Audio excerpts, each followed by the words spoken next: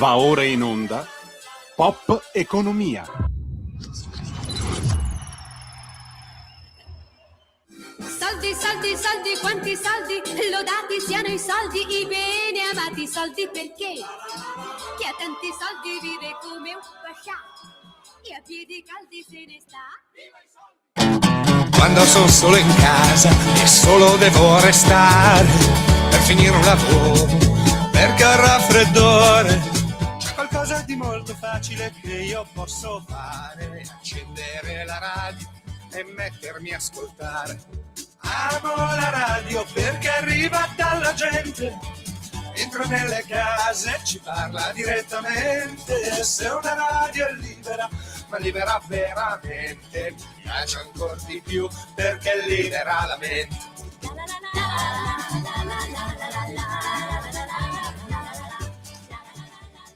Buongiorno Alessandra, chi la linea?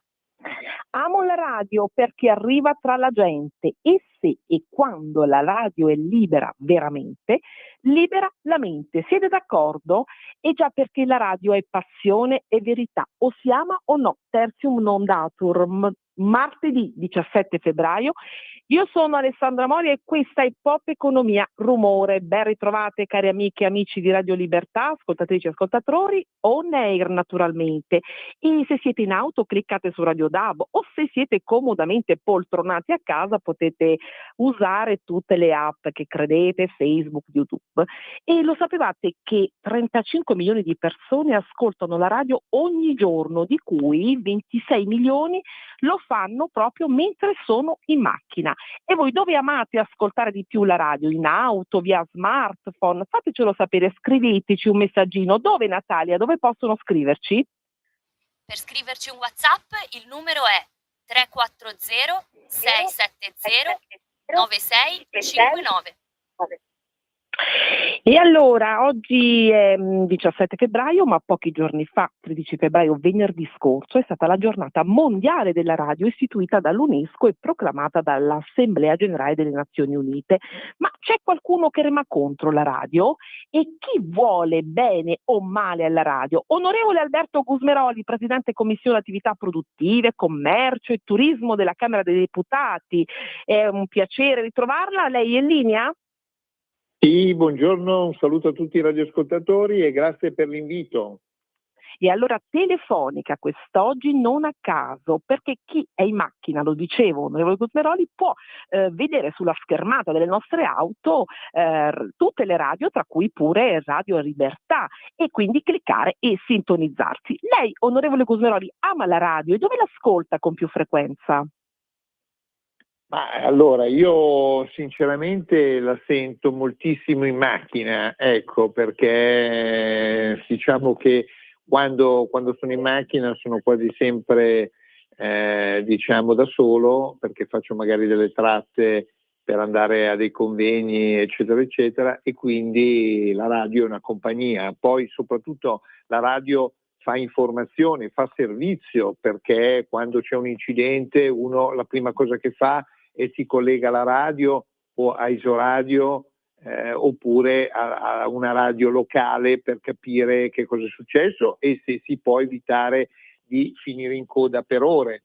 Quindi è un'amica la radio, credo, di tutti noi. Al mattino quando mi alzo la prima cosa che faccio è sentire il giornale radio, quindi sento Radio Libertà ovviamente perché fate un servizio molto utile e spesso sento è anche un modo per collegarsi con la militanza, con i sostenitori eccetera, e anche con gli amici ovviamente che magari anche del partito. non condividono le nostre onorevole idee, Gusmeroli, chi è che sta remando contro la radio? Perché c'è questa notizia, la radio rischia di scomparire dalle automobili. Non a caso oggi parliamo di auto e parliamo di radio insieme, un connubio perfetto, e l'allarme lo ha dato, lei lo sa molto bene, nei giorni scorsi Confindustria Radio, perché sui cruscotti cosiddetti, virgolettato, lo leggo qui, chiusi, ora spieghiamo cosa significa, cioè quelli collegati esclusivamente agli smartphone,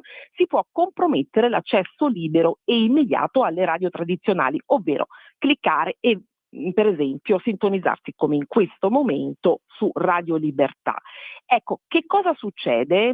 Ci spiega un po' meglio questa notizia? Allora, e lei che diciamo cosa ha fatto? che il motivo della possibile scomparsa della radio analogica, un po' come ce la ricordiamo tutti noi, dipende da un lato l'innovazione tecnologica sempre più spinta, per cui uno passa dall'avere un attacco al cellulare e a quel punto va a cercare la radio sul cellulare. Però questo cosa comporta? Comporta da un lato che il 70% degli utilizzatori della radio, io sono tra quelli, lo fa in auto. Uno si siede sulla propria autovettura, la prima cosa che fa ancora prima di accendere l'auto, accende la radio, è immediata, cambia i canali facilmente, cosa che non si può fare col cellulare, perché peraltro il cellulare sappiamo che non si può neanche usare in macchina, quindi diciamo che il rischio di scomparsa di un servizio, di una diminuzione della libertà democratica, la diminuzione di un po' di sicurezza, perché comunque la radio ti collega al mondo esterno e quindi ti dà anche sicurezza, e poi c'è tutto il tema degli occupati delle 1500 radio in Italia che ovviamente sono a rischio, perché se il 70% dell'ascolto delle radio avviene in auto, è chiaro che se non installano più la radio analogica con l'antenna sulle auto, il rischio è altissimo di una perdita di un servizio che di fatto è al cittadino. Quindi io non devo essere solo io il paladino di questa battaglia, ma dobbiamo esserlo tutti, e lo devono essere anche le associazioni dei consumatori, perché tutti i cittadini sono consumatori del mondo della radio. Ecco, saremo tutti un po' più poveri. Ecco, dobbiamo entrare tutti un po' più poveri. E allora, lei, dicevo, nei giorni scorsi ha avuto anche degli incontri, ho visto da alcune sue note, per cercare di ostacolare questa possibilità, quindi per vedere come questo rischio può essere arginato. Di che cosa si tratta? Sintetico, perché poi ho tante cose da chiederle. La prima cosa è essere alleati le associazioni di categoria, quindi Confindustria Radio e TV è un'associazione di categoria.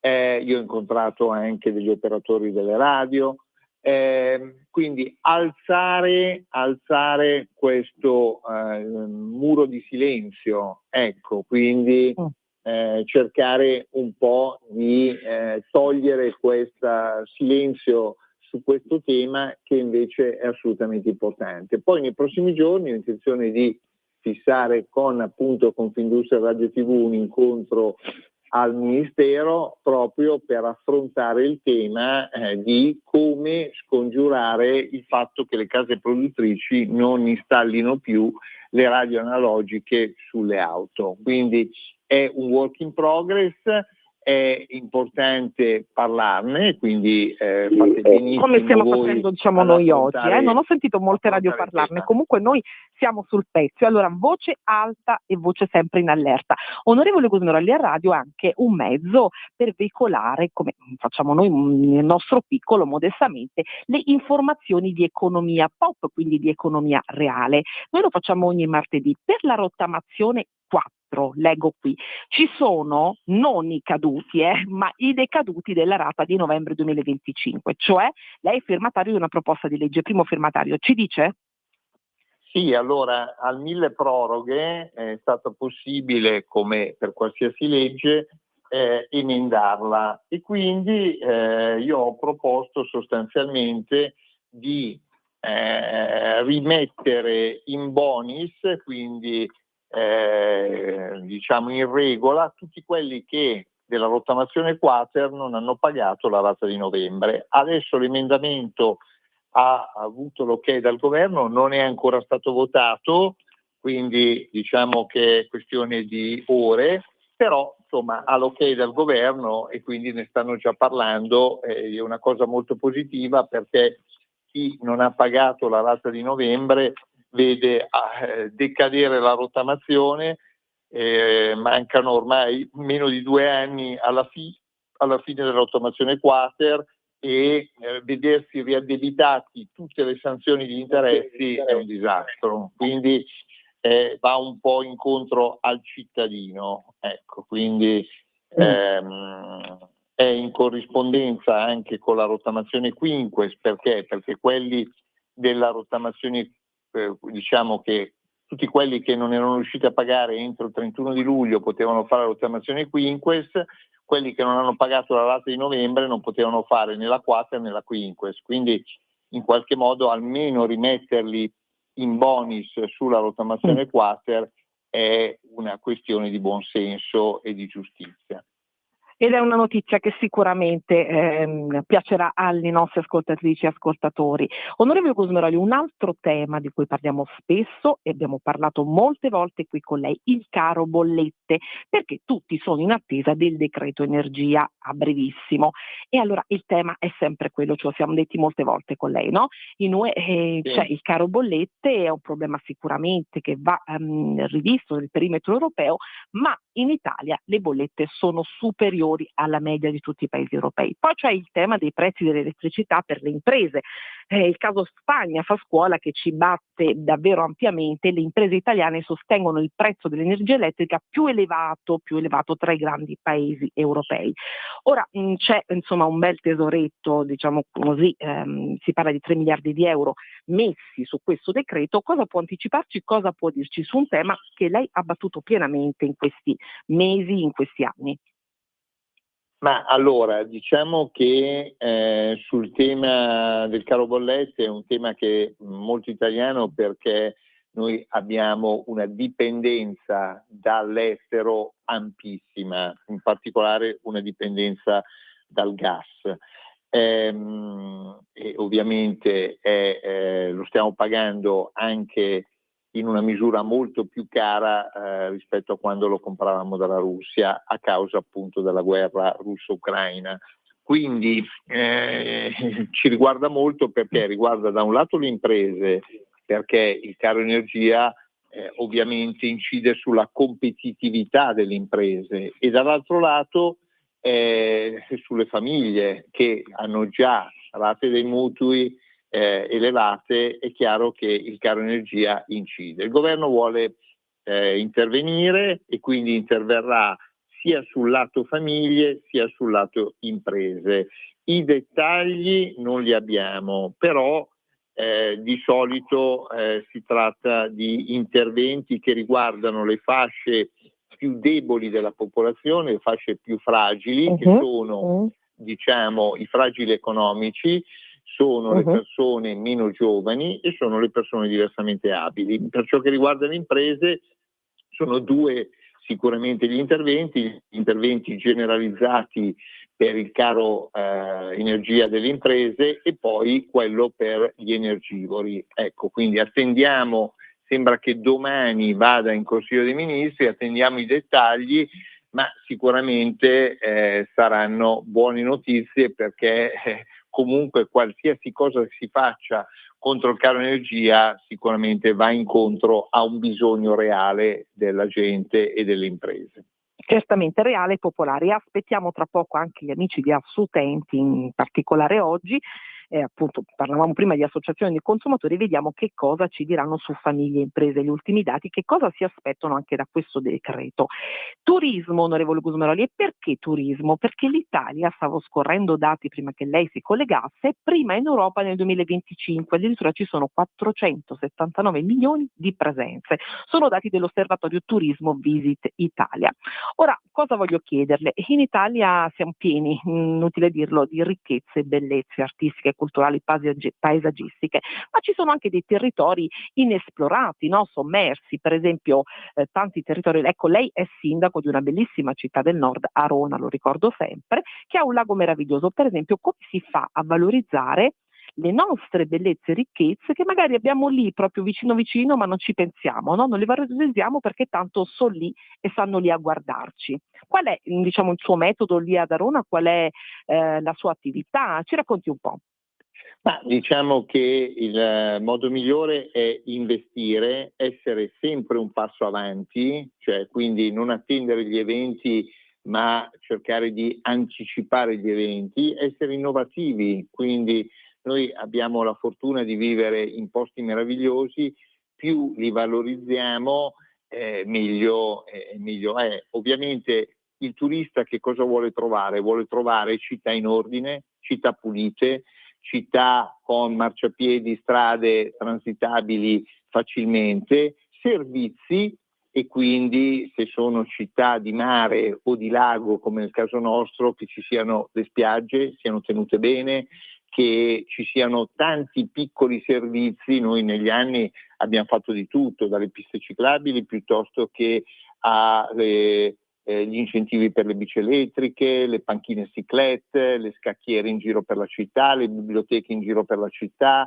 i tavoli da ping pong in giro per la città, cioè voglio dire le aree fitness in giro per la città, cioè, e soprattutto quello che richiede il turista è di non vedere una città che è bella in centro e non è bella nelle aree periferiche, perché ormai gli affitti brevi non sono solo nelle aree centrali, sono dappertutto, e quindi la città e le città devono essere belle dappertutto. Quindi per fare questo bisogna fare grossi investimenti, progettare nel tempo, pianificare, programmare, perché spesso gli interventi non sono da un anno all'altro. Ecco, io amministro da 15 anni la mia città, in 15 anni abbiamo fatto 30 milioni di investimenti in una città che ha 14.000 abitanti, quindi tanto per dare un'idea è come se si fossero fatti investimenti per oltre 100 miliardi in Italia, li abbiamo fatti solo grazie al PNRR. Ecco, noi il PNRR non ce l'abbiamo fatto ovviamente negli ultimi 2 o 3 anni, abbiamo fatto anche col PNRR, ma precedentemente con grande inventiva, con grandi impegni, cercando risorse, ma sapendo che ogni volta che fai un investimento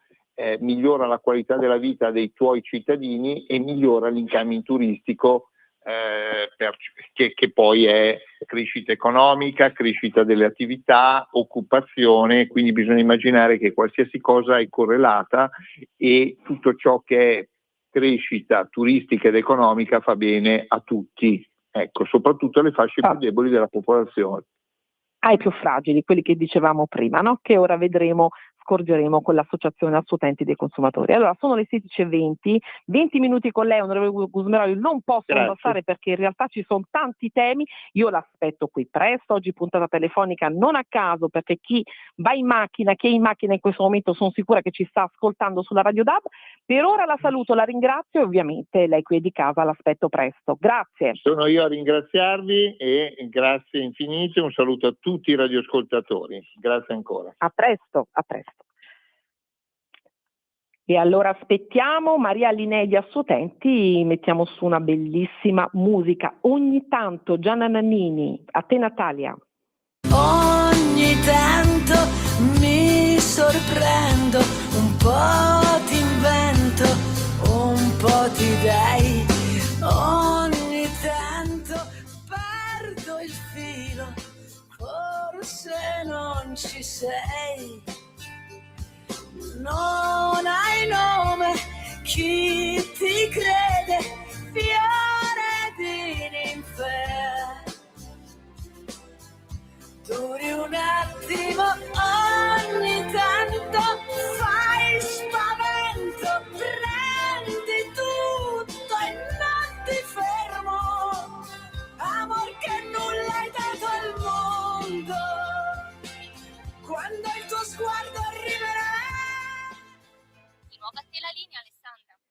Ogni tanto la grandiosa Gianna Nannini, e già perché ogni tanto, dico semplicemente solo ogni tanto magari, vorremmo che il carrello della spesa fosse un tantino più leggero e vorremmo anche pagare sempre, ma alleggerire anche un po' quel peso, quella croce, quel fardello, quel danno delle bollette di cui abbiamo parlato poco fa con l'onorevole Alberto Gusmeroli. E allora benvenuta, lei qui anche è di casa, a Maria Allinei, segretaria generale di Asutenti. Buonasera Alessandra e buonasera agli ascoltatori. Cara Maria, come stai? Anche tu ti senti un po' pesantita? Dimmi la verità, dici tutta la verità. Beh, onestamente sì. Come ho sentito dalle belle parole dell'onorevole Gusmeroli, anche lui ha un po' di perplessità su questo decreto, anche se in realtà è stato molto diplomatico e non si è sbilanciato, perché fino a che non vediamo effettivamente il decreto finale, per ora gira una bozza, no? Che abbiamo potuto vedere un pochino tutti, soprattutto con delle anticipazioni da parte di voi giornalisti, quindi però quello che si vede in realtà per noi consumatori non è proprio comodo, come dire, allora, quindi siamo un pochino preoccupati. Esatto, famiglia, imprese e i più fragili, diceva così Alberto Gusmeroli. Allora, cosa vi aspettate voi, Maria, molto chiaramente, diretta come sei sempre, e cosa chiedete a questo punto? Perché tutte le associazioni di categoria stanno ovviamente chiedendo di potenziare e di aggiungere qualcosa dalla Confartigianato alla Confagricoltura, alla Confcommercio, alla Confindustria. Cosa chiede Asutenti a questo decreto? Guarda, sicuramente la nostra richiesta è di intervenire sulle anomalie strutturali delle bollette che tendono sempre a gonfiare quest'ultima e di non fare interventi tampone, come li abbiamo chiamati noi, cioè di entrare in emergenza, ma di creare delle strutture che possano dare sollievo ai cittadini, in particolare i fragili, come è stato già anticipato prima, ma in maniera continuativa e determinante. Il problema strutturale nasce proprio dalla base, cioè nasce da come è concepita la bolletta, perché il costo finale della bolletta è composto dalla materia prima, dal trasporto, dalla gestione del contatore, dagli oneri di sistema. Sappiamo perfettamente che poi questi ultimi in maniera particolare vengono percepiti dai cittadini come una voce poco chiara, ingiustificata, quindi questa bolletta deve essere anche molto più chiara. Che cosa chiediamo? Sicuramente una revisione complessiva di questo. Mi senti Alessandra? Mi sentite? Sì, benissimo, ti sentiamo perfettamente, voce chiara e diretta. Bene, e quindi richiediamo sicuramente una revisione complessiva di questa componente che vada a ridurre gradualmente questo importo e poi anche una diversa fiscalizzazione per restituire un po' di equità e di sostenibilità a questi costi in bolletta. Che è un tema molto caro ai nostri ascoltatori. Che cosa intendi tu per nuova fiscalizzazione? Ma sicuramente innanzitutto partiamo dal principio che stavo raccontando prima, cioè una riduzione graduale degli oneri di sistema.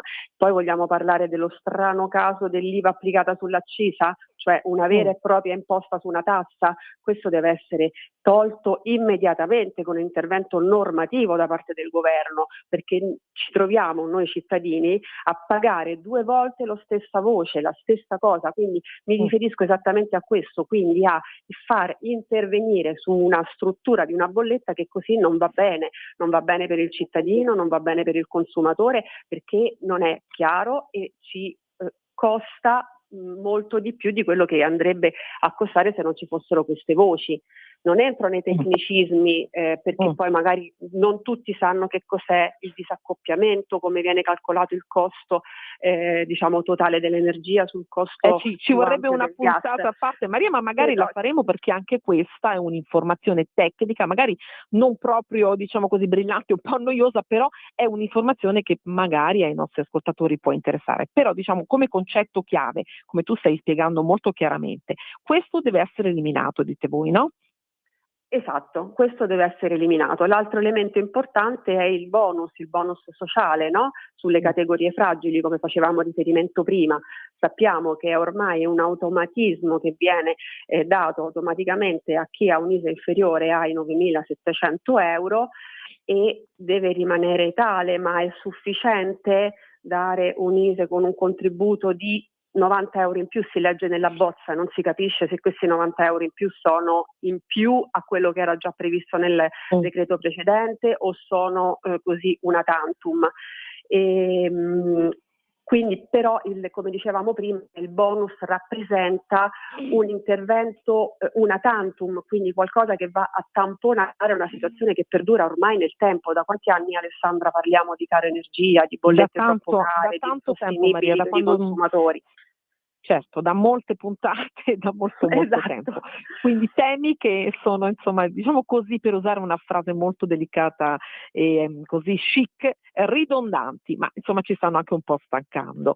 Ecco, ovviamente io invito studenti, invito te Maria, per cercare di capire ancora meglio, perché come ha detto l'onorevole Gusmeroli, come tu stai spiegando, non si capisce ancora molto bene questo decreto che cosa contiene. Nel momento in cui ci sarà il decreto lo commenteremo, lo spiegheremo e vedremo difetti, pregi e danni.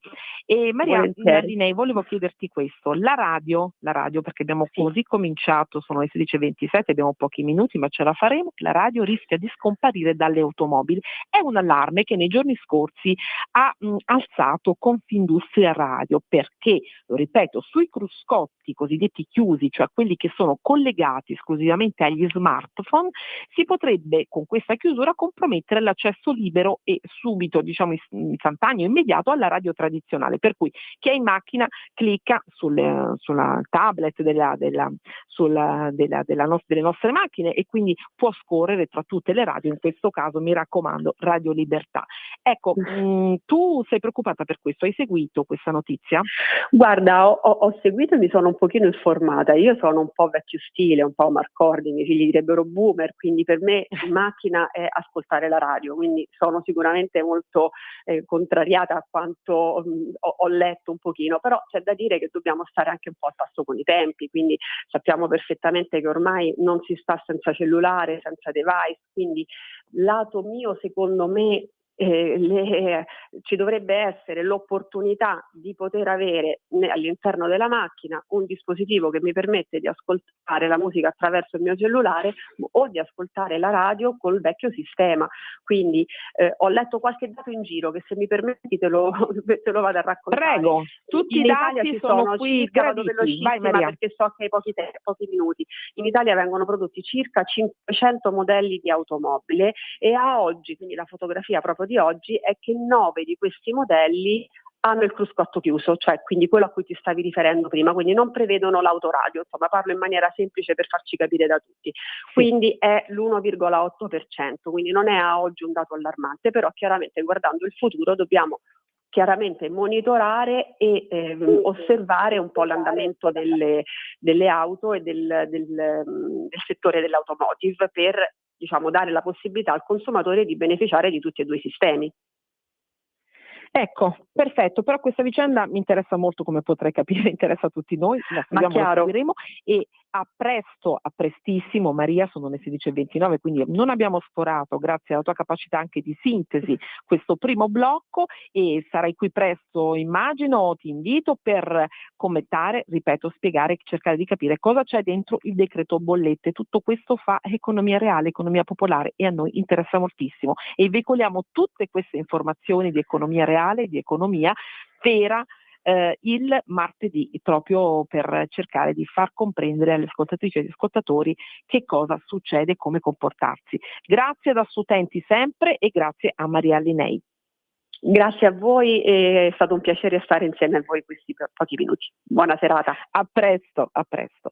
Secondo blocco, andiamo in pausa pubblicitaria e torniamo tra pochissimo. Giustizia, referendum, clima incandescente, direi avvelenato. A tra poco. Ehi tu, non trovi più il segnale di Radio Libertà sulla tua radio DAB? Non disperarti, risintonizza. Sì, ma come? È facile, tasto menu, poi scegli il tasto corrispondente alla ricerca automatica dei canali, attendi qualche minuto e tutte le stazioni DAB della tua zona saranno disponibili. Sempre più liberi, con La Tua Radio è il nuovo sito che mette in prima pagina opinioni, firme, notizie, uno sguardo nuovo e originale sui fatti che ci circondano. Il nuovo quotidiano online. Semplicemente radiolibertà.net.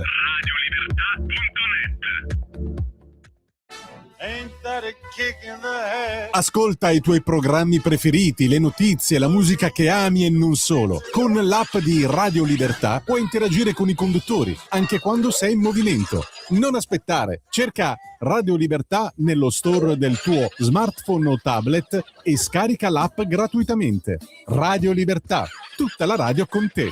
Scopri di più su radiolibertà.net. Semplicemente la tua radio. Va ora in onda Rumore. Mi è sembrato di sentire un rumore. La regola che vale in tutto l'universo, chi non lotta per qualcosa già comunque perso, e anche se la paura fa tremare, non ho mai smesso di lottare per tutto quello che è giusto, per ogni cosa che ho desiderato, per chi mi ha chiesto aiuto. Ho fatti la linea, Alessandra. Grandissima Fiorella Mannoia, un pezzo che amo moltissimo, combattente. La paura fa tremare ma non ho mai smesso di mollare, già perché questo pezzo racconta la storia di una persona che ha vissuto momenti terribili e però è riuscita ad affrontare battaglie insormontabili, personali, e non si è mai arresa. Rumore, secondo blocco, ben ritrovato all'avvocato Mauro Trogu, dottore di ricerca in procedura penale e avvocato difensore di Beniamino Zuncheddu. Avvocato Trogu, in linea? Buonasera, sì, grazie per l'invito. È un piacere ritrovarla, ci siamo sentiti qui su questa emittente a Rumore, lei ricorderà, con Beniamino Zuncheddu in diretta e anche Irene Testa, e lei è, lo voglio risottolineare, l'avvocato difensore di Beniamino Zuncheddu, che ormai penso le nostre ascoltatrici e ascoltatori conoscono per le tante volte che lo abbiamo, io l'ho nominato qui e lo abbiamo intervistato, ospitato, e lei ha fatto moltissimo di più perché lei ha insistentemente lavorato alacremente, lavorato per la riapertura di quel processo a 30 anni dai fatti. Le chiedo subito, avvocato Trogu, lei si sente un combattente, tanto per riferirmi alla canzone che ha aperto questo secondo blocco di Fiorella Mannoia? Ma se me lo chiedesse così le direi di no, poi mi guardo indietro ed effettivamente posso dire che qualche battaglia l'ho affrontata e fortunatamente nel caso di Beniamino anche vinta.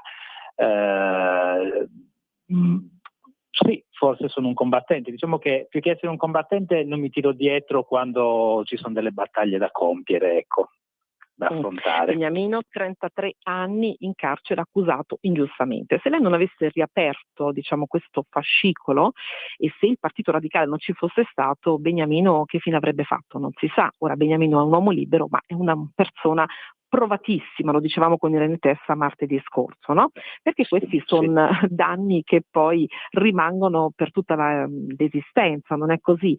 Ecco, io vado dritta detto al punto, questa riforma, questo referendum, e ora poi veniamo a tutte le posizioni in campo e dal clima avvelenato che si sta consumando in questi giorni, questa riforma, il sì o anche eventualmente il no, come può, posso dire, aiutare, limitare il danno degli errori o barra orrori giudiziari? Se può farlo questa riforma della giustizia? Io penso di sì, che possa contribuire ad una riduzione del numero degli errori.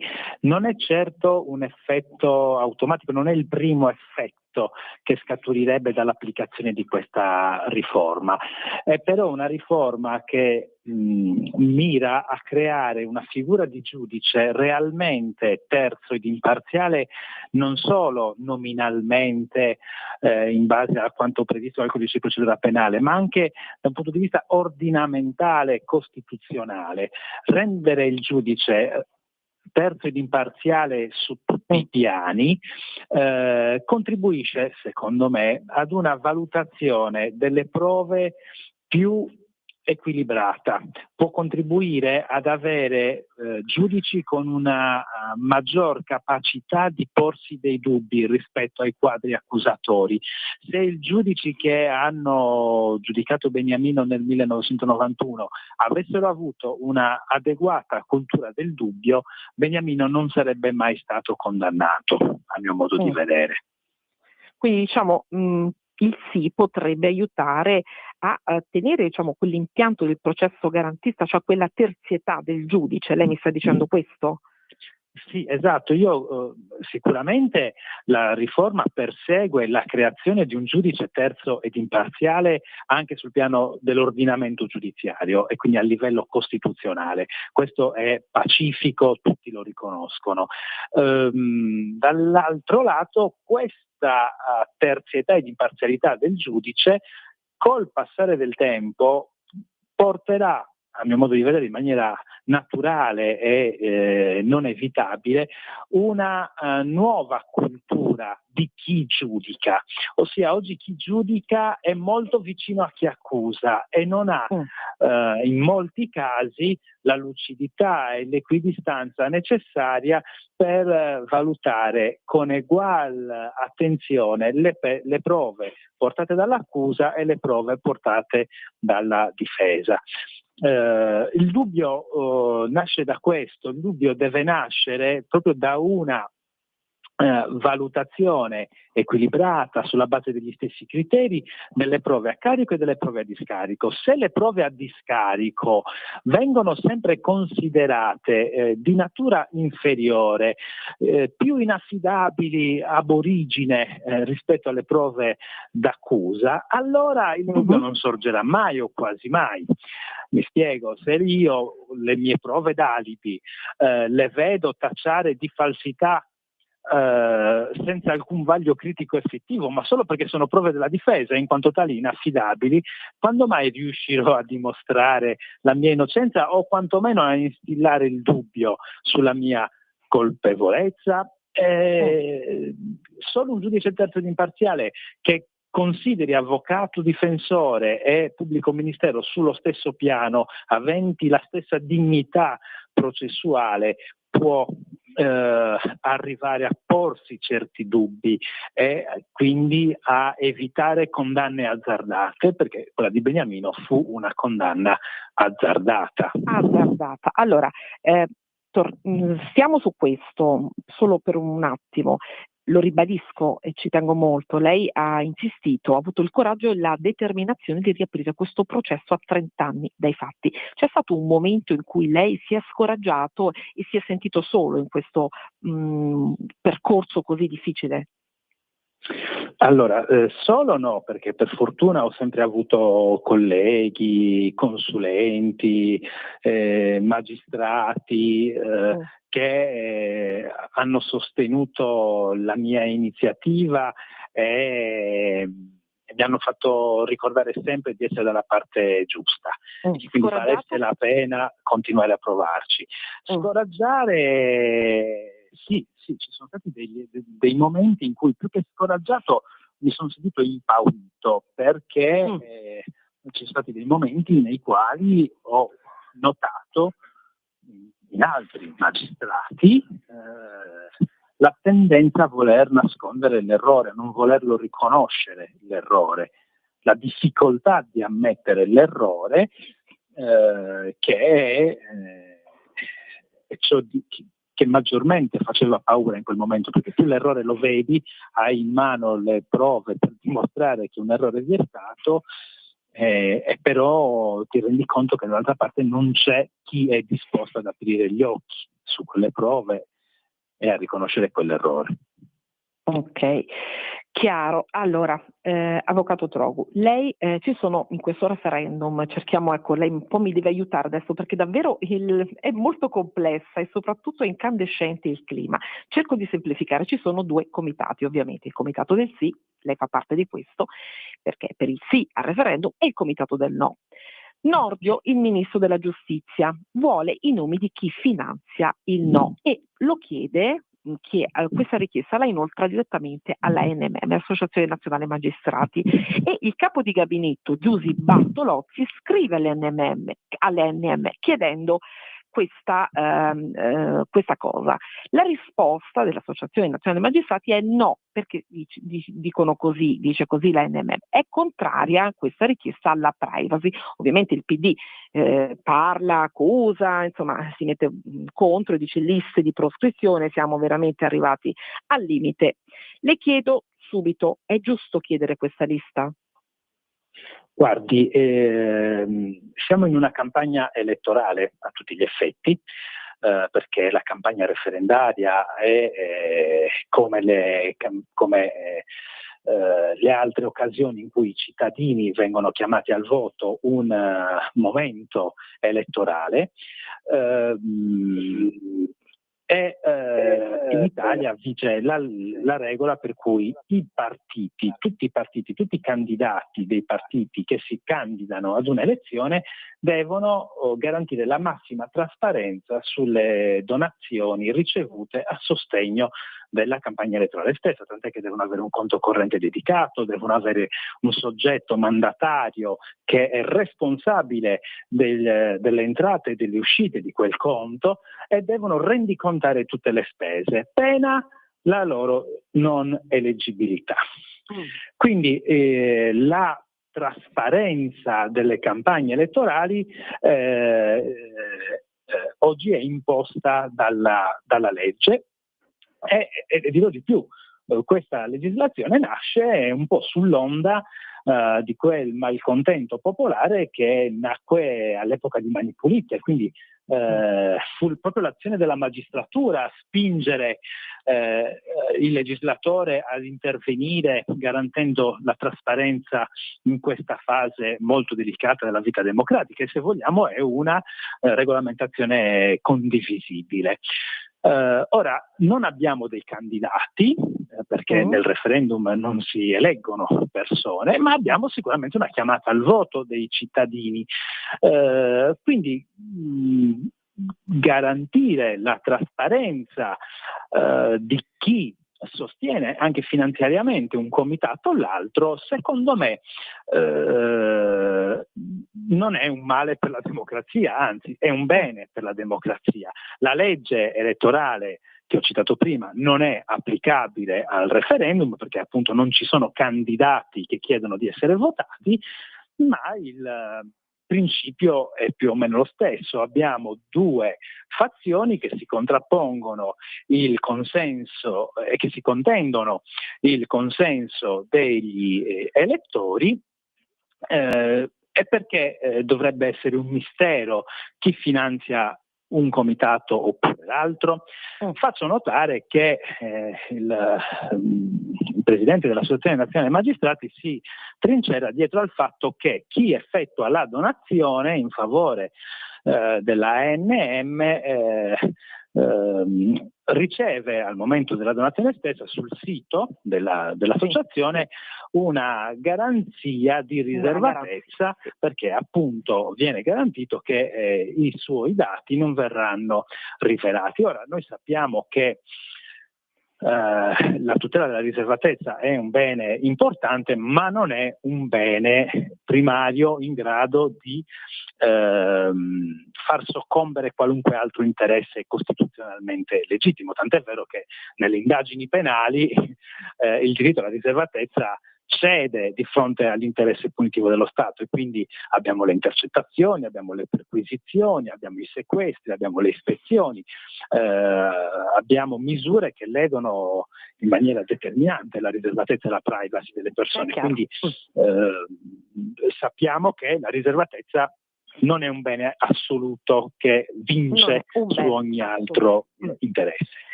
Quindi questa scusa mi sembra un po' debole, e dico di più, che quella la prego di essere un pochino più sintetico perché ho tante cose ancora da chiedere, il tempo sta stringendo purtroppo. Prego. Ecco, diciamo che a mio modo di vedere la risposta mi sembra un pochino pretestuosa.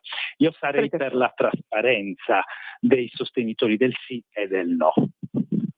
Anche perché i sostenitori, chi sostiene finanziariamente il no, sta sostenendo l'iniziativa di un sindacato di magistrati, che quindi potrebbero anche trovarsi in posizioni di conflitto di interessi tra privati cittadini e la loro funzione. È stato chiarissimo nella spiegazione e nella risposta.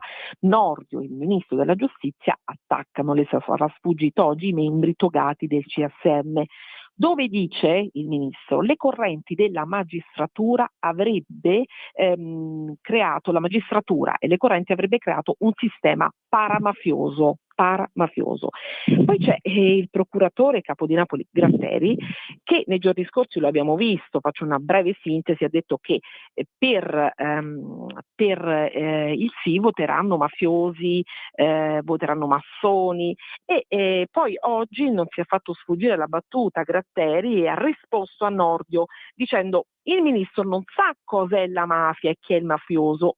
E forse, riferito al ministro, sempre Gratteri, dice è lui che deve chiarire. Peraltro, dice sempre Gratteri, stiamo parlando dello stesso sistema che lo ha nominato procuratore aggiunto a Venezia. Ora, lo dicevo in apertura, il clima non è incandescente, avvocato Trogu, il clima è avvelenato. Cosa pensa lei da uomo di legge, cultore di questa materia, ma non è il caso, un pochino sarebbe il caso di abbassare un po' la temperatura anche da parte delle istituzioni, ma anche da parte di magistrati, insomma da tutte le parti in causa, perché qui stiamo parlando di un referendum sulla giustizia così atteso, sul quale è chiaro c'è un dibattito molto forte, ma questo scontro così forte, così viscerale, a volte anche così di pancia, no? Fa bene al Paese, cioè i cittadini stanno comprendendo tutto questo, stanno comprendendo il vero valore del referendum. Ma ovviamente no. Al di là del fatto della inopportunità di utilizzare un certo tipo di linguaggio da una parte e dall'altra, perché è un linguaggio evocativo ma non esplicativo, che è più in grado di muovere e toccare la pancia del cittadino che non la testa e il ragionamento del cittadino. Io ritengo veramente biasimevole ricorrere a certo lessico, anche qualora si voglia dire ma non sono io il primo a dirlo, è stato detto in passato anche da Tizio e Caio, ecco. Sta di fatto che secondo lei, mi scusi, è giusto quindi politicizzare così tanto il referendum? Ma allora, dal mio punto di vista una riforma costituzionale non dovrebbe mai essere politicizzata. L'assetto costituzionale del nostro Paese prescinde in buona parte, non del tutto, ma in buona parte dallo schieramento di partito. Cioè la nostra Costituzione è stata scritta da un'assemblea costituente che aveva un arco parlamentare vastissimo, da destra a sinistra, cioè ha trovato, la nostra Costituzione nasce da un bilanciamento, da un contemperamento di esigenze manifestate da forze molto distanti tra di loro. Quindi se avessero fatto i costituenti un ragionamento partitico, la nostra Costituzione non avrebbe mai visto la luce, perché avremmo avuto per sempre una contrapposizione tra destra e sinistra insormontabile. Quindi cosa voglio dire? Che all'assetto costituzionale del Paese si può arrivare in maniera condivisa. A me pare che chi si oppone a questa riforma invece di guardare al bene del Paese, al bene dell'assetto costituzionale, alla sua modernità, alla necessarietà del suo ammodernamento, ne stia facendo una questione di bottega politica, appunto, e questo fa sì che il linguaggio utilizzato nello scontro sia di quello a cui stiamo assistendo oggi. Il cittadino non è aiutato a capire. Ora, tutti noi viviamo, conosciamo in prima persona solo una piccolissima porzione della realtà, che dipende da dove viviamo, da quale lavoro facciamo. Tutto il resto della complessità della realtà in cui siamo immersi, la possiamo conoscere solo attraverso i mezzi di informazione.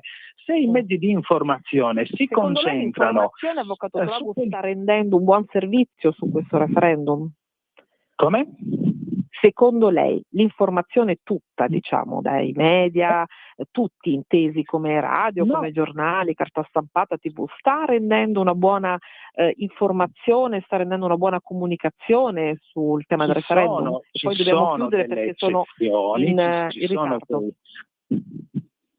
C'è qualche voce che tenta di riportare il discorso sul merito, ma la gran parte dei mezzi di comunicazione, in particolare quelli più importanti, quelli più diffusi, si soffermano su queste sparate, su questi spot, sulla contrapposizione tra la battuta di Gratteri e la battuta del ministro Nordio. Ecco, non è questo che spiega la riforma, che aiuta ad informare. Allora, avvocato Trago, abbiamo aperto con Beniamino Zuncheddu e non a caso ho voluto farlo perché lei, lo ribadisco, ha avuto il coraggio e la determinazione di riaprire un fascicolo spinoso, scomodo sicuramente, di questo processo a 30 anni di distanza. Come sta Beniamino Zuncheddu? Lo sente? Sì, lo sento, lo vedo, non sta bene, purtroppo non sta bene. Come sapevate, lui è uscito dal carcere con un grave deficit di cure e purtroppo quel deficit di cure periodicamente si ripropone. Ora ha attraversato un periodo nel quale sembrava stesse benino, ma nel recente passato, quindi in questi giorni anche, non sta affatto bene perché si sono riproposti dei problemi anche piuttosto seri che si porta dietro dal periodo di detenzione. Avvocato Trago, io la ringrazio, è stato molto chiaro, molto diretto e credo che abbiamo cercato di fare un pochino di chiarezza, anche se abbiamo dei tempi ovviamente contingentati. Io la richiamerò se lei vorrà per parlare ancora, spiegare, cercare di capire insieme meglio. Certamente, a disposizione. Grazie davvero. Buon pomeriggio. Buonasera. E a tra pochissimo abbiamo una piccola finestra sugli esteri, a tra pochissimo. Perché una regola che vale in tutto l'universo, chi non lotta per qualcosa già comunque perso, e anche se il mondo può far male, non ho mai smesso di lottare. È una regola che cambia tutto l'universo, perché chi lotta per qualcosa non sarà mai perso, e in questa lacrima infinita c'è tutto il senso della vita.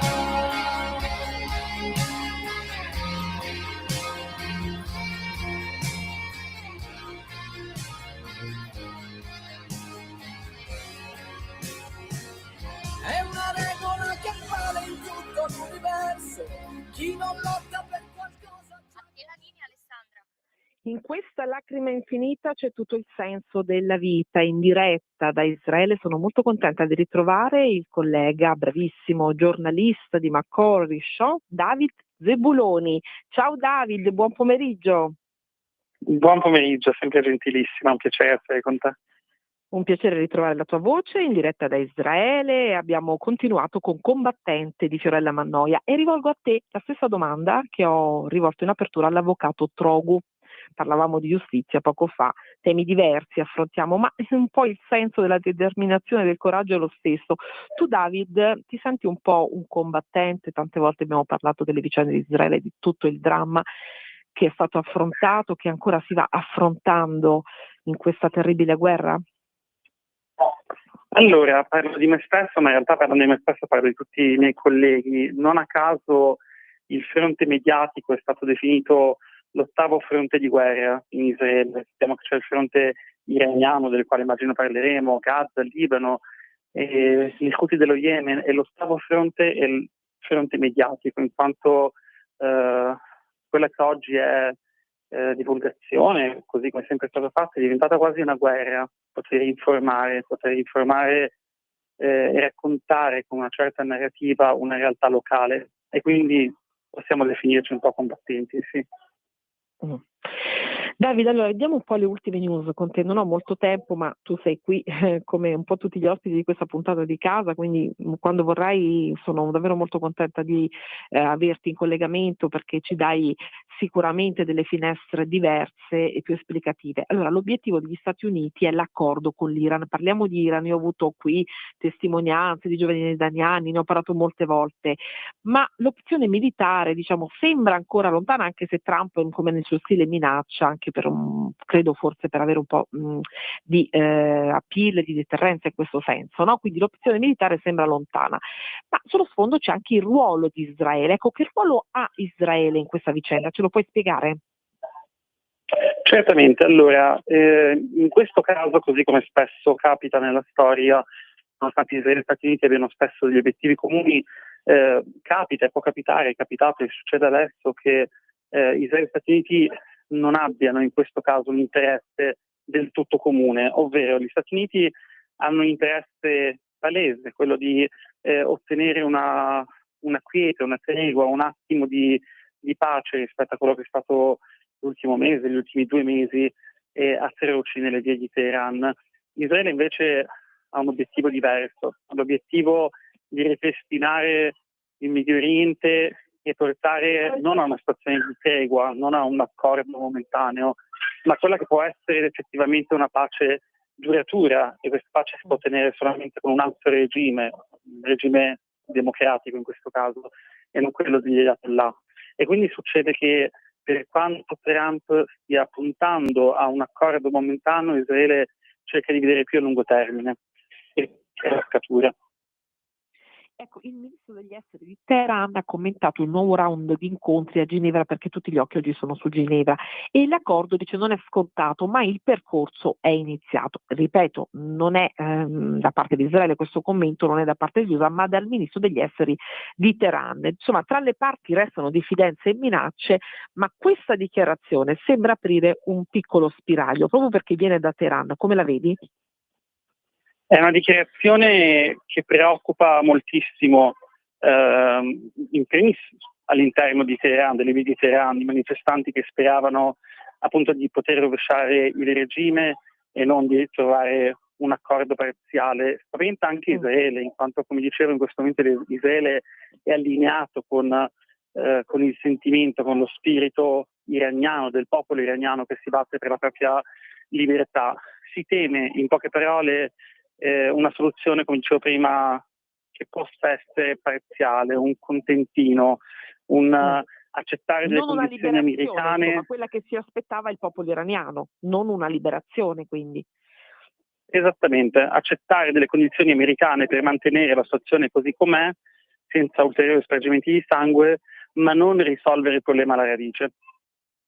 In questo caso il popolo iraniano sperava in una soluzione più effettiva. Netta, la soluzione, insomma, una soluzione netta. C'è un caso, Davide, abbiamo un minuto, ma ci tengo a chiedertelo, di una frase diventata virale sul discorso di Francesca Albanese, relatrice speciale ONU al forum di Doha, che ha usato una frase, dei termini, la formula è questa: Israele è nemico dell'umanità. C'è stato ovviamente un discorso molto ampio, ora non abbiamo tempo qui di vedere tutti i meandri del discorso. Cosa pensi? Perché il ministro in Francia, il ministro degli esteri Barrot, ha annunciato l'intenzione di chiedere ufficialmente le dimissioni dell'Albanese. Ma io credo che ci sia concentrati moltissimo sulla frase stessa e poco sul contesto. Infatti poi è stato discusso se lei abbia detto o non abbia detto che Israele è il nemico, ma quello non è il punto. Il punto è che Francesca Albanese in questo caso presenzia a una conferenza con Al Jazeera, con i vertici di Hamas, e questo dovrebbe far storcere molti più nasi rispetto alla frase che è stata detta o non è stata detta. Quello è un contesto nel quale non ci si aspetta di vedere un esponente dell'ONU italiano, peraltro, che predica la pace, che parla di pace, seduta invece a tavola, una tavola virtuale con dei protagonisti della guerra, una guerra voluta in primis da Hamas e perpetrata da Hamas. Questo dovrebbe farci pensare ancora più delle sue parole. La sua presenza in quell'evento non doveva essere lì. Ecco, credo ho perso David, ma sono le 17, se lo recupero subito va bene, altrimenti lo saluto in questo modo perché è stato molto chiaro David nella valutazione di quella che è stata la frase di Francesca Albanese. Sono le ore 17. Io avevo perso David, vero Natalia? Sì. L'abbiamo perso, ma non importa perché sono le 17, lo saluto così, poi gli manderò un messaggio per ringraziarlo. Io saluto tutte voi e tutti voi, spero di aver dato anche oggi un servizio informativo per quanto in un'ora abbastanza, diciamo così, completo, uno spaccato di tutto. Ci rivediamo, ci risentiamo se vorrete in radio, Radio DAB o dove volete, comodamente in poltrona, ma anche e soprattutto in macchina, martedì prossimo, ore 16, qui in onda, sempre ovviamente su Radio Libertà. Ciao e a presto! Di lottare è una regola che cambia tutto l'universo, perché chi lotta per qualcosa non sarà mai perso. E questa lacrima infinita c'è tutto il senso della mia vita. Avete ascoltato Pop Economia.